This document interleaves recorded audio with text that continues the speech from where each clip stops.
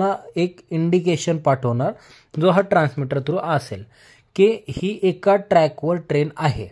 ठीक आहे, तर ह्यांचा जो आहे तो ब्रेक सिस्टम लागू शकतो. आता आपण आपण हा जो आहे हा रेडिओ फ्रिक्वेन्सीवर काम करतोय.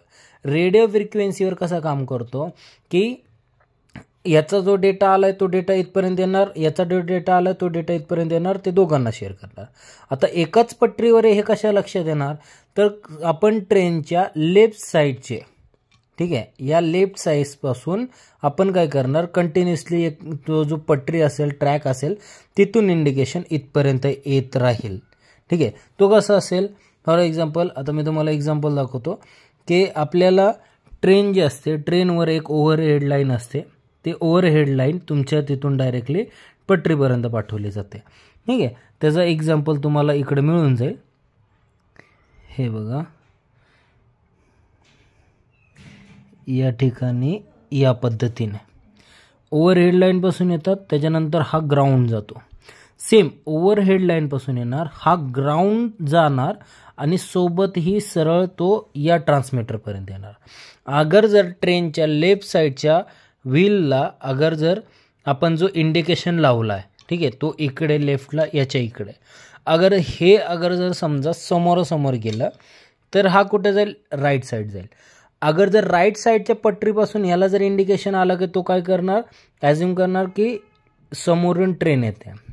ठीक आहे, अगर जर लेफ्ट साईडच्या पटरीपासून इंडिकेशन आलं तर तो काय ॲझ्युम करणार की इथून जे ऑपोजिट साईड आहे तिकडून ट्रेन येते.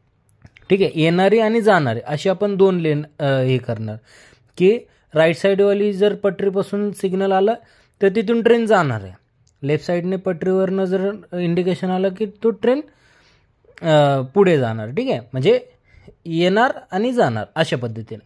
तर हा जो ट्रान्समीटर आहे या पद्धतीने काम करणार. अगर जर त्याचा सिग्नल या साईडने जर आला तर तो सिग्नल समजायचा की ट्रेन इथून पुढे जाणार आहे. अगर जर हा सिग्नल या पटरीवरनं जर आला तर तो काय ॲझ्युम करणार आहे, इकडे मागे जाणार आहे.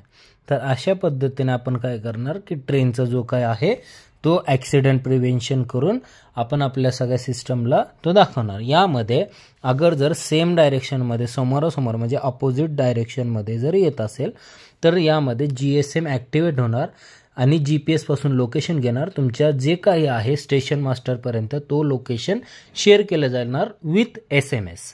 ठीक आहे, तर अशा पद्धतीने आपला ट्रेन ॲक्सिडेंट प्रिव्हेन्शन आणि ऑटो ब्रेकिंग सिस्टम आपण यामध्ये करणार. आता यामध्ये अजून एक डाऊट असेल की समजा आता ही अशी जर असेल समोरासमोरच तर तुमचं ऑलरेडी या साईडनेच इंडिकेशन येणार, म्हणजे हे इकडे जाणार आहे ट्रेन. सगळ्या ट्रेनच्या लेफ्ट साईडलाच आपण इंडिकेशन घ्यायचं सिस्टम ठेवणार आहे. ठीक आहे, तर हे एका पट्टीवर न येता पुढे फॉरवर्ड होऊ शकते.